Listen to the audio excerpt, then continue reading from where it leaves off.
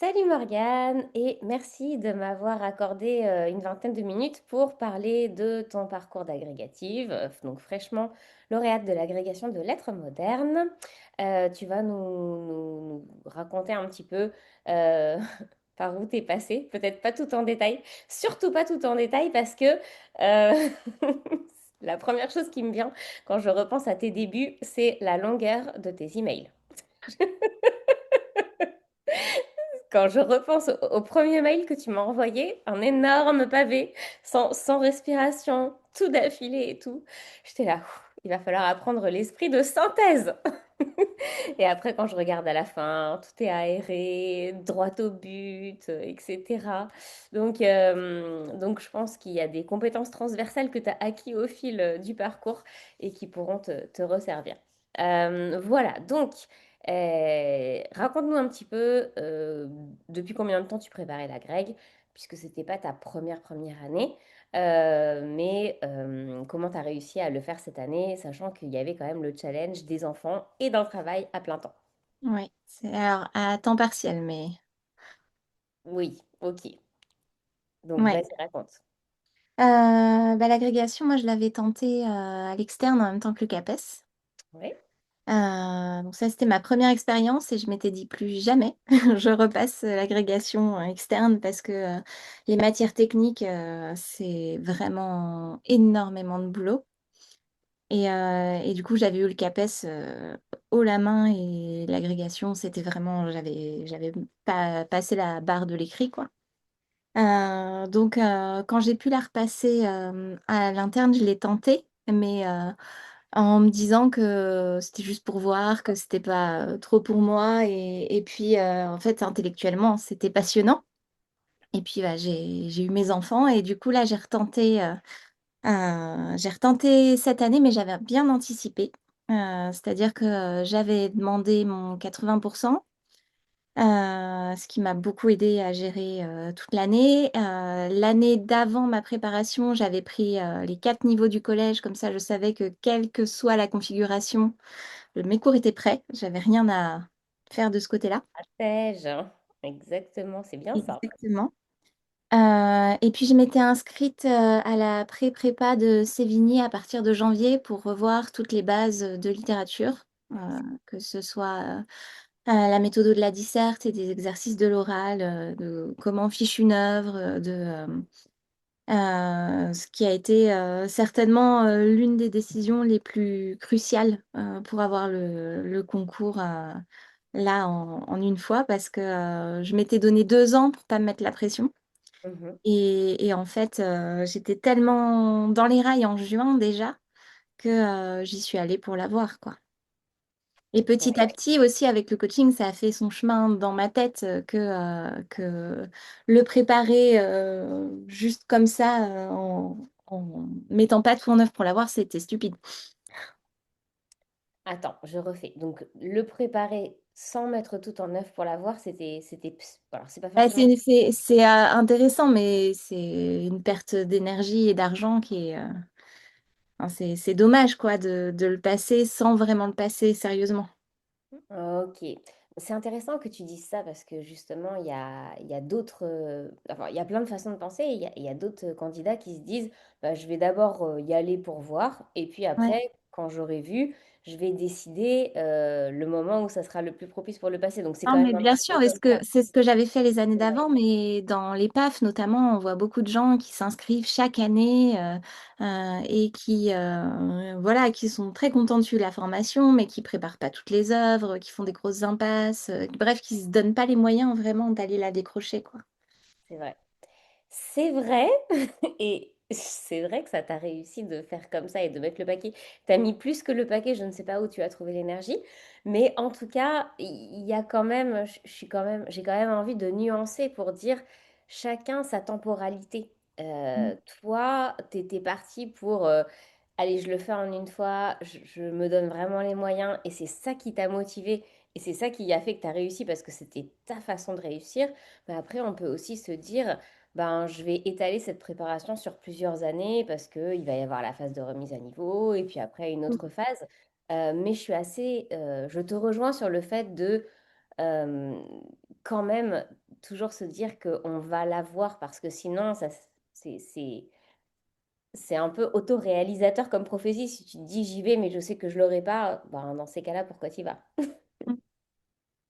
C'est ça. Et puis, je pense aussi que c'est une manière d'aborder l'année, en fait.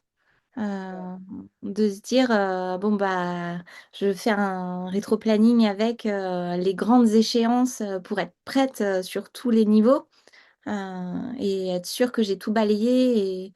Et puis aussi, dans les moments vraiment difficiles, après les écrits, quand on n'a pas eu les résultats des oraux, de se dire que depuis le début, on y va pour aller à l'oral, ça change aussi la manière dont on aborde la période. Parce que s'y remettre, c'est vraiment, sans les résultats, c'est très difficile. Et après, c'est 3 semaines entre les résultats et les oraux. Franchement, c'était la période la plus horrible de toute la préparation. Parce que moi, j'avais 2 formations. Oui. Donc, ça veut dire que j'ai passé le double d'oral avec les enfants et le boulot et la séparation en plus. Enfin, tout était extrêmement difficile. Là, les 3 semaines d'avant les oraux, c'est... Ok, c'est marrant. Donc toi, tu trouves que c'est cette période-là qui a été le plus difficile, alors qu'il y Ouais. a des gens qui me disent, en fait, le plus difficile, c'est euh, juste avant les écrits ou en novembre. En novembre, tu as envie d'abandonner, c'est dur. Non, Il y a t'as pas ressenti ça? Il y a une phase de creux en novembre parce qu'on a les premiers résultats et parfois on a des mauvaises notes qui Ah nous font un bon? peu douter et remettre un peu en cause les choix de méthode et de gestion du temps et plein de choses. Mais il y a l'échéance des écrits quand même qui nous pousse, quoi, qui nous tient. Parce que les écrits, quoi qu'il arrive, on y va. Alors que l'oral, on n'est pas sûr. Ouais, ok, je vois ce que tu veux dire. Donc c'est vrai, c'est vrai.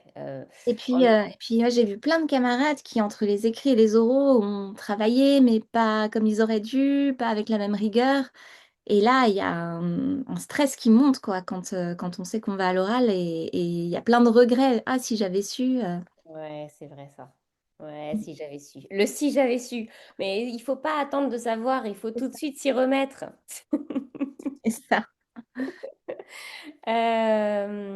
Qu'est-ce que je voulais dire? En parlant de mauvaises notes, je suis retombée sur une de tes copies où le commentaire était d'ailleurs, je sais pas si tu t'en rappelles, Oh oui, je n'oublierai jamais celle-là.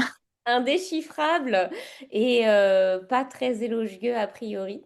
Donc, comment Ouais. est-ce qu'on fait, d'après toi, Morgane, pour passer à travers, pour surmonter la mauvaise note et pour réussir à en tirer des choses qui vont te faire avancer? En fait, rétrospectivement, cette mauvaise note, ça a été la note la plus utile de ma préparation. Ah, mais alors développe, dis-moi pourquoi. Euh, Bah parce qu'au départ, je ne savais pas si c'était un 16 ou un 6. Ah oui, c'est vrai, c'est ça. Moi aussi, je savais. Même la Tu note l'avais était... envoyé et tu étais là. C'est un 16 ou un 6? Alors, si tu ne sais pas, c'est qu'il y a un problème. Il faut savoir quand même que c'est ma seule note des 2 préparations où j'ai eu en dessous de la moyenne. Ok. Donc, ça m'a permis de me poser plein de questions parce que j'ai vraiment essayé de comprendre ce que j'avais fait de travers et comment ajuster ma méthode. Et j'ai eu ce résultat-là fin novembre. Ouais, c'est Donc, ça. j'avais encore le temps, ou début décembre, j'avais encore le temps d'ajuster. Et j'ai traité chaque dissertation qui a suivi vraiment comme un moyen d'ajuster, de tester quelque chose de nouveau et d'ajuster tant au niveau du nombre de citations et d'exemples que de la manière de les analyser, enfin vraiment toutes les petites remarques qu'il avait notées et puis qu'il a donné pas que à moi parce que c'était général. Il avait mis des mauvaises notes Uhum. à plein de monde, donc collectivement aussi on s'est emparé du Oh, c'est problème. bien, vous avez pu vous serrer les coudes. Ouais. Mais non, non, c'était vraiment une mauvaise note utile. Mais ça, c'est quand même vraiment à retenir parce que je sais que là, on est loin des premières mauvaises notes puisqu'on n'en est même pas à rendre des copies. Mais c'est vraiment à garder en tête que les mauvaises notes, ce sont effectivement les plus utiles parce que les bonnes notes, même s'il faudrait essayer de comprendre la démarche de pourquoi j'ai eu une bonne note pour pouvoir répliquer, en fait, ça suffit pas d'avoir une bonne note, il faut comprendre pourquoi elle était bonne, parce que sinon, on n'est pas capable de le répliquer. Mais la mauvaise note, oui, ça fait mal, mais si on sait s'en servir, c'est un énorme tremplin. Ouais. Et toi, tu as su passer le cap de Ce que Je j'ai me trouvé rappelle tellement de cette, cette phrase. Ouais. Ce que j'ai trouvé aussi très frustrant, c'est qu'en général, je m'évalue plutôt bien. Quand je rends ma copie, j'arrive à savoir si elle est plutôt réussie ou pas. Et Mhm, là, j'étais convaincue d'avoir rendu un truc qui était bon. mhm, Et vraiment, ça m'a déstabilisée. mhm. Oui. Mm. Et puis, il y a aussi la forme, c'est-à-dire que parfois les commentaires sont un peu secs. Je sais pas J'en ai comment beaucoup rigolé avec mes collègues, parce que du coup, ça a été toute une aventure de déchiffrage. Et qu'est-ce qu'elles ont dit? Ah bah, en salle des profs, on a passé la copie en essayant de déchiffrer, et puis j'ai pris avec beaucoup de philosophie. C'est bien. Non, mais c'est Ouais, bien, parce que c'est vrai que ça peut quand même heurter son amour-propre de se prendre des commentaires comme ça, je sais pas, en novembre ou décembre, tu te dis oui, il me ouais. reste un mois. Et c'est là où il y a beaucoup de gens qui se découragent, alors qu'au contraire, c'est effectivement, je me rappelle moi aussi au concours blanc, j'avais eu vraiment 5 ou 6 alors que c'était mon option, la linguistique. J'avais Mm. demandé un rendez-vous mon, avec mon prof, qui était un grand ponte voilà, de la linguistique. Et par contre, il était nul en communication avec les élèves. Et en fait, j'avais demandé un rendez-vous officiel et tout, 1 heure. Et il m'avait dit, le problème, il faudrait revoir la syntaxe. Ouais, ok, c'est un petit peu comme si tu me disais, ben, faudrait revoir de A à Z ce que vous savez en linguistique. Merci de ce conseil. Donc voilà, donc je n'en avais pas, je me rappelle que ça m'avait pas mal traumatisée. Et après, bah, j'ai mis les bouchées doubles pour essayer de revoir la syntaxe. Bref, et d'ailleurs en parlant de syntaxe, ça me fait penser à la grammaire. Et la grammaire qui était ta bête noire et une bête noire qu'elle a réussi à dompter. Alors raconte-nous. J'irai pas jusque-là, hein. Quand même, attends. Non, franchement, j'irai pas jusque-là. Je pense que j'ai eu de la chance sur le choix du sujet enfin, qui est tombé à l'oral. Parce que nous, en lettres, on n'a que la grammaire à l'oral à Ok. l'interne. Et en fait, ça a vraiment été toute l'année un gros sujet d'angoisse. Mhm. En sachant que je m'y étais attaquée vraiment très très fort au début. Et puis à partir de septembre, quand les cours ont commencé, mes cours que je devais donner et les cours que je devais suivre, c'est complètement passé au second plan parce qu'il y avait d'autres urgences. Et du coup, je m'y suis remise après les écrits, mais vraiment en catastrophe. Et j'avais pas eu le temps de mémoriser, d'assimiler, d'expérimenter, de me tromper. Et avec les filles de mon groupe de travail, du coup, qui allaient à l'oral avec moi, on a mis en place tous les soirs, pendant un mois, à 22 h ou 22 h 30 un créneau de grammaire où on a rebrassé toutes les notions clés. Et c'est ça qui m'a sauvée, en fait, parce que quand j'ai retourné le sujet, j'avais l'intro, j'avais le plan en tête, avec toutes les discussions qu'on avait eues dans le mois qui avait précédé. Mais c'est vraiment le travail de groupe qui m'a sauvée, quoi. Donc ça, c'est vraiment très important à retenir. Parce que c'est vrai que toute seule, même s'il y avait de la bonne volonté, même si on a essayé de mettre de l'ordre dans tout ça, de compter les points de grammaire, de regarder comment tu faisais tes fiches, je ne sais pas si tu aurais réussi toute seule à faire ça. Et c'est vraiment ce travail de groupe et d'avoir, même si c'était un petit créneau, c'était quoi, 1/2 heure? Vous faisiez une C'est ça. demi-heure? Ouais. 1/2 heure tous les soirs, mais 1/2 heure tous les soirs cumulée sur un mois, ben, c'est ça qui t'a permis d'avoir une bonne note. Enfin, d'ailleurs, tu sais pas la note en question. Enfin, Non, je sais pas la t'as pas note. le détail, mais Ouais. t'as eu combien à cette épreuve? C'est Ben, l'épreuve de c'est commentaire, c'est ça? explication de texte Ah et ouais, grammaire ensemble. Et j'ai une 9 ou 9,5, 9,5, je crois. ok. Ça suffisait pour avoir l'agrégation. C'est ça. Mais en plus, j'ai pas eu des notes extraordinaires, quoi. Enfin, Ça veut dire quoi, pas extraordinaire? je crois que ma meilleure note, c'est en leçon, j'ai dû avoir 12,5. Et sinon, j'ai eu des 9 et des 10, quoi, en gros, hein. À l'oral, tu veux dire? Et à Mais l'écrit aussi? même à l'écrit, j'ai eu un 10 et un 12, je crois. Ah, c'est bien. C'est au-dessus de la moyenne. Oui, mais c'est pas des notes impressionnantes comme on peut en voir circuler parfois. Ça Ah. permet de comprendre que c'est atteignable aussi. Ok, donc toi, c'est comme ça que tu le lis. Est-ce que Ouais. c'était ton objectif? Est-ce que quand tu as passé les écrits, tu t'es dit, enfin, tu as adopté ma philosophie de la copie B ou tu t'es dit, non, moi, je vais faire à ma sauce, je fais un 16. Parce qu'il y a pas mal de Euh, candidats, justement, en lettres, qui me disent oui, il faut qu'il y ait une des deux notes qui soit très bonne. Eh ben, je me suis mal évaluée en fait, parce que à l'écrit, en didactique, j'ai été prise par le temps. C'était extrêmement stressant comme épreuve. Du coup, c'était la première et je suis sortie en étant convaincue d'avoir 8. Et en fait, c'est ma meilleure note, j'ai eu 12. Et donc, je suis curieuse de relire ma copie. Mhm. Et, je sais que j'avais fait quelque chose de fini, donc ça pouvait me sauver.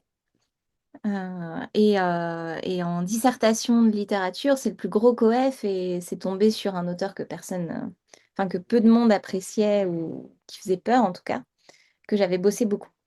Et donc là, j'avais mis le paquet en citation, en analyse, des choses personnelles et je pensais que c'était là que j'allais tirer mon atout. Et en fait, bah non. Et est-ce que, donc ça c'est déjà bien parce que tu t'es pas démobilisé. C'est tentant de se démobiliser entre les deux épreuves quand t'as pas En fait, réussi la première. je pense que j'étais dans une situation du coup où je me suis mal évaluée, mais dans le bon sens. C'est-à-dire que je suis sortie de mon épreuve de dissertation en disant, ah, c'est bon, je vais à l'oral, quoi. Ah, ok, ok. Bon. Parce que je pensais avoir réussi. Et je sais qu'il y a beaucoup d'agrégatifs qui sortent en étant convaincus d'avoir raté, qui ont énormément de mal et qui ont besoin de temps pour se remettre au travail. Et ça Mhm. les pénalise au final, alors que parfois, ils ont des notes excellentes. C'est Ouais, juste qu'ils s'évaluent mal. ouais, ouais. Ça c'est vrai que c'est la phase la plus difficile de se dire, peu importe l'évaluation que j'ai, et je continue parce que c'était mon plan. Et donc, je pense qu'il faut l'avoir anticipé. D'avoir Mm, anticipé que quoi qu'il arrive, je vais m'y remettre et ça se passera tel jour, tel jour, tel jour, et d'avoir déjà presque fait ton planning de révision avant même d'avoir passé les écrits. C'est ça mm. qui te permet de te raccrocher, non? Ouais. Moi, ce qui m'a aidé aussi, c'est avant les écrits, en fait, je m'étais mise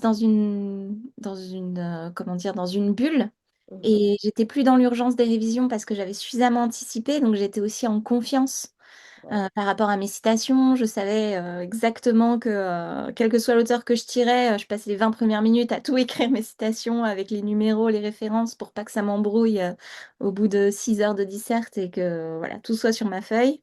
Mhm. J'avais ma stratégie et mine de rien, quand on se met dans les rails, on est plus en confiance. C'était quoi alors ta stratégie? Bah moi, j'avais commencé à apprendre mes citations pour les premières œuvres à la Toussaint. Ouais. Et j'ai appris les dernières pendant les vacances de Noël. Et après, j'ai révisé, révisé, révisé. Et je les ai écrites, écrites, écrites jusqu'à ce que ça rentre. J'avais fait des flashcards, des pictogrammes, j'avais fait des cartes mentales pour retenir la structure de l'œuvre. J'étais capable de citer tous les chapitres du Pantagruel dans l'ordre avec les résumés. Enfin, vraiment, c'était la mémorisation, ça met vraiment en confiance. Et c'est quelque chose qu'on a tendance à repousser parce que c'est difficile de choisir les citations, parce qu'on attend les cours, parce que c'est pénible de mémoriser. Et en fait, quand ça rentre dans une petite routine, un petit peu tous les jours, dès qu'on a du temps perdu, bah, c'est agréable à faire, puis ça met vraiment, vraiment en confiance. Ok, ça c'est une super bonne leçon que je ne donne pas. C'est un conseil que je donne rarement. Et je trouve que tu as totalement raison. Le fait de mémoriser tôt, ça te met en confiance. Et puis, ça te permet aussi d'expérimenter les dissertations dans les conditions du concours. Oui. Parce que quand c'est la première fois que tu fais une dissertation sans tes ressources, tu te sens un peu tout nu. Et de savoir que tu peux quand même vraiment compter sur ta mémoire, et puis de pouvoir ajuster aussi en disant, ah bah là, pour tel argument, en fait, j'aurais aimé avoir telle citation, mais je l'avais pas, c'était frustrant, donc je vais changer, je vais intervertir telle et telle citation. Et même juste de les avoir sélectionnées et de faire que avec sa sélection, c'est, Mhm, c'est déjà super précieux. mhm. Ça veut dire qu'il faut faire la sélection vraiment tôt. Ouais. D'où la question suivante. Enfin, on fait le rétro-planning là, C'est mais ça. le rétro-planning de la méthode. Mais la question suivante, c'est comment tu fais pour choisir tes citations alors que tu maîtrises pas encore complètement l'œuvre? Moi, je l'ai fait au fur et à mesure de ma deuxième relecture. À chaque fois, j'essayais de simplifier mes fiches, vraiment d'aller à l'essentiel de l'essentiel de l'essentiel pour que ce soit mémorisable. Et par exemple, j'ai adopté des stratégies très différentes en fonction des œuvres, parce que c'est vraiment la structure qui permettent de te donner je sais pas, ton filtre de sélection. Mhm, Et par exemple, Roubaud, il y avait 81 poèmes dans mhm. 9 sections. Donc j'ai commencé par choisir une citation par poème, et puis après j'ai réduit à 3 citations par section, et puis au fur et à mesure, j'essayais d'éliminer jusqu'à ce que ce soit mémorisable en fait. Ah, Et ça permettait de choisir à la fois des citations parce qu'elles me plaisaient à moi ou parce que j'avais des analyses intéressantes à développer, mais aussi de se dire, ah bah là, sur cet argument-là, je peux utiliser l'autre, donc celle-là, elle sort. Mais il y avait des œuvres qui étaient beaucoup plus labyrinthiques et où j'ai pas du tout appliqué ce critère mathématique et où ok. là, c'était vraiment plus par rapport à tous les thèmes qui pouvaient tomber en dissertation. Il fallait que j'ai des citations qui puissent aller dans plein de domaines différents. Et puis, c'était peut-être moins réparti, mais ça correspondait à ma vision de l'œuvre aussi. Mhm. Ah, c'est super intéressant. Bon, moi, vraiment, ça me passionne de voir comment on pense et comment on organise les choses dans Ouais. sa tête. Et je trouve que ce concours, c'est vraiment une question plus d'organisation que d'érudition, parce que c'est comment tu vas classer les choses dans ta tête Mm. pour que le jour J, tu aies accès à ces dossiers, dossiers mentaux.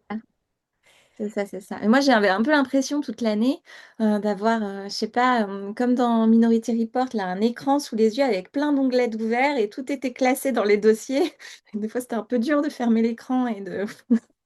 Ah oui, donc justement, comment est-ce que tu fais pour couper, pour te reposer? Alors, je ne sais pas si tu t'es vraiment reposé pendant cette année, mais est-ce que tu considères que oui, il y a eu des périodes ressources?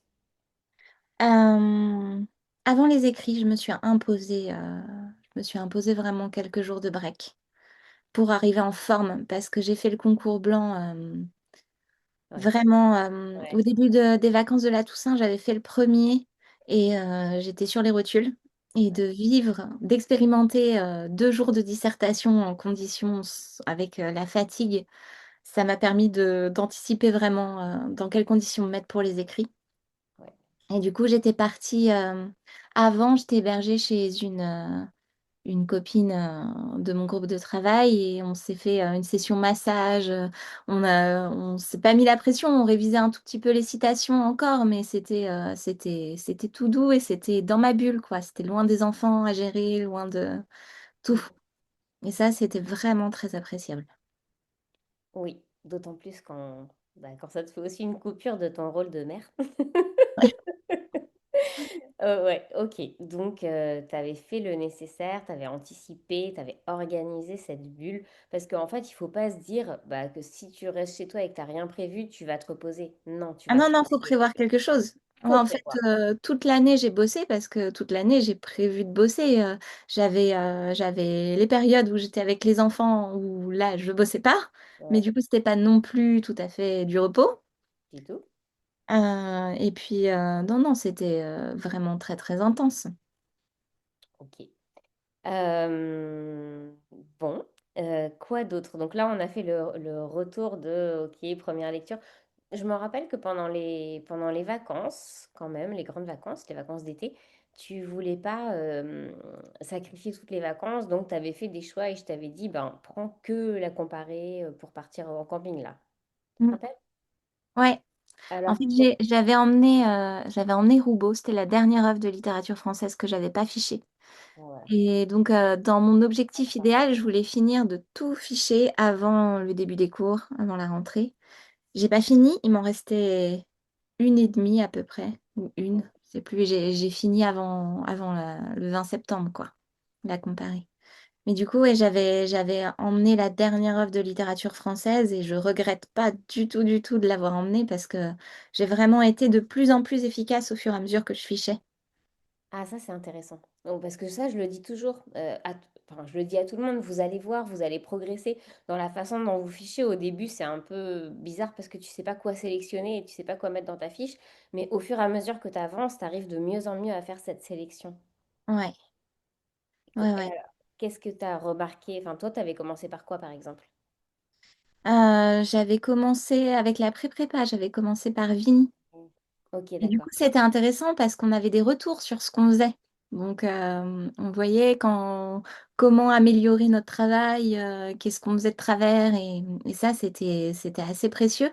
Ça m'a permis de développer un premier système et que j'ai ajusté en fait au fur et à mesure des offres, parce qu'il y avait vraiment des offres courtes et des offres énormes. Ouais. Et c'était pas la même façon d'aborder. En fait, je me suis rendu compte que chaque œuvre avait aussi un peu son système, son propre système qu'il fallait suivre. Ok.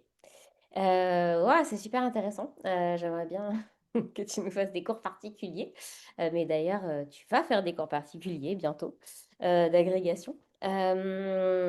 Donc ça, c'était pour le côté préparation, les œuvres.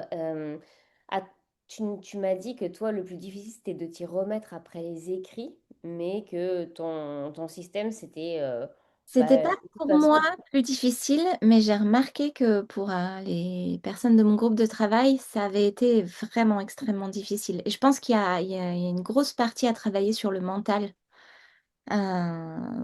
dans ces périodes-là, en fait, de doute et de... Alors, euh, comment est-ce que tu as fait toi? Bah, le coaching m'a vachement aidée. Le travail qu'on avait fait en mai-juin là sur les émotions, la petite voix intérieure, ce qu'on se raconte à soi-même, la manière dont on envisage les difficultés pour être capable de s'en saisir comme d'un moteur, tout ça, ça a été très très précieux. Oui, tu as senti que tu l'as réutilisé au fil de l'année? Enfin, c'est Toute clair. l'année, ouais. Ouais, ouais, vraiment. Ok. Euh, Là, par exemple, aux oraux, je partageais mon logement avec une copine qui passait aussi. Et il s'est trouvé que nous, on est convoqués sur 5 jours avec une journée off. oui. Et en fait, moi, ma journée off, c'était le premier jour où elle a été passer sa leçon et elle est revenue en larmes. Mais le jury a été vraiment affreux avec elle et elle a jamais réussi psychologiquement à surmonter le truc. Donc elle Ouais. est partie défaitiste à chaque épreuve et moi j'ai vu le truc et je me suis un peu mis dans ma carapace en fait en me disant je vais peu importe qui j'ai en face de moi et ce qui se passe, je traverse l'obstacle. Et Hmm. ouais, Ouais, Anna aussi, elle a fait ça. Et oui, c'est peut-être des choses que vous avez développées au fur et à mesure de justement de réfléchir à comment vous pensez, qu'est-ce que vous ressentez, pourquoi ça se ouais. passe comme ça. Et après, c'est ça qui fait que le jour J, on peut gérer ses émotions. C'est pas un truc miracle ou une séance de yoga. Non, C'est c'est de la pratique. c'est ça, Ouais. exact. Ok, bon. Est-ce que donc ça serait quoi ton conseil en or? Et en or, trouver un super groupe de travail. Ouais. Parce que même dans les moments où chacun travaille de son côté, en fait, de pouvoir échanger, se soutenir, on partage les mêmes difficultés au même moment, les mêmes questionnements, et c'est hyper, hyper précieux. Ouais, je partage avec toi ce conseil. Ok, bon, bah, est-ce que tu as d'autres petits mots d'encouragement pour les futurs candidats? Euh, je vous souhaite bon courage. C'est une année qui est vraiment riche en rebondissements et c'est une sacrée aventure. C'est passionnant. C'est dur de sortir de la bulle agrégée après. C'est vrai? Ouais.